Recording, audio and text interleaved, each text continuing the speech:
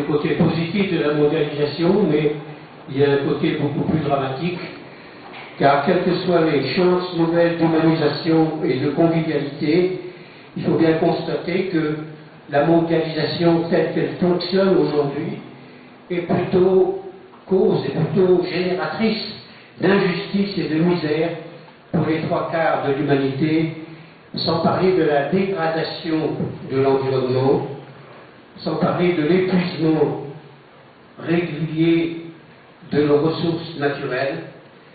Et en dehors de ce désordre mondial, il faut souligner les retombées déshumanisantes d'un certain style de type d'homme, un certain modèle de type d'homme qui est sous le signe du consumérisme et de la seule réussite matérielle.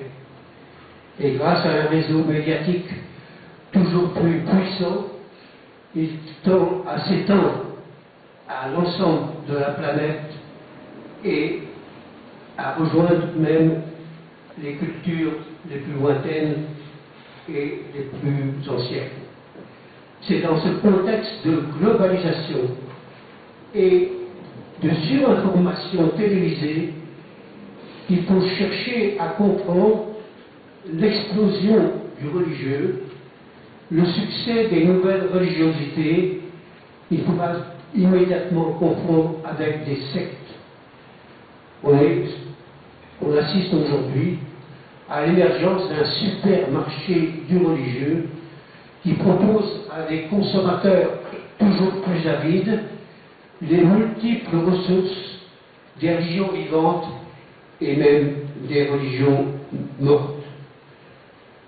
Beaucoup considèrent cette victoire, ce renouveau du religieux, comme le contre-coup du désenchantement suscité par l'échec de la modernité, une modernité qui était sous le signe d'une victoire définitive des lumières de la raison sur l'obscurantisme de la religion.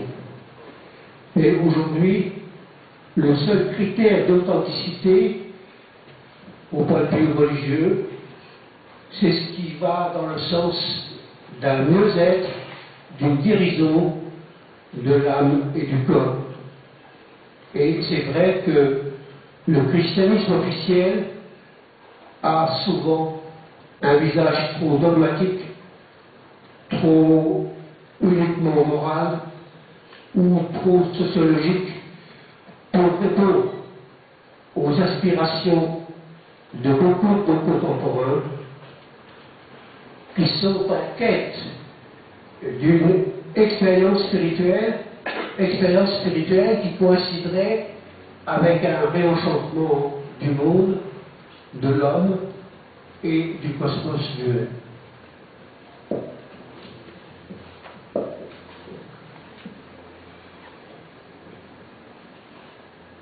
Ele começou falando o lado positivo da globalização, agora ele quer falar o lado dramático. Apesar de todas as chances de aumento da convivialidade trazidas pela globalização, ela hoje o que mais gera é injustiça, miséria e degradação do meio ambiente, desperdício regular das fontes naturais.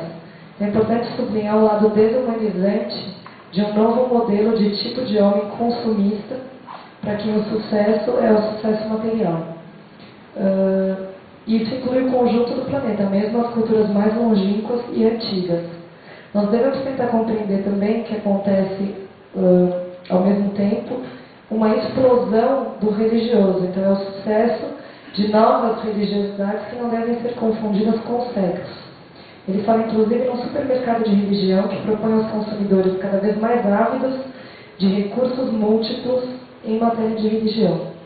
Muitos consideram esse advento como uma vitória contra o golpe do desencanto suscitado pelo fracasso da modernidade na religião. Seria como um símbolo da vitória das luzes da razão sobre o obscurantismo da religião. Então, tornar a alma e o corpo melhor, mas o cristianismo oficial ainda traz um rosto dogmático muito sociológico no que concerne as aspirações em busca de uma experiência espiritual, com o reencantamento do mundo para o homem e na questão do cosmos. Je peux parler de la pluralité des mouvements religieux, des religiosités, mais il faut aussi parler de la vitalité des grandes religions historiques non chrétiennes. Des grandes religions comme l'islam, comme les religions de l'Orient, l'hindouisme, le bouddhisme, même les sagesses chinoises.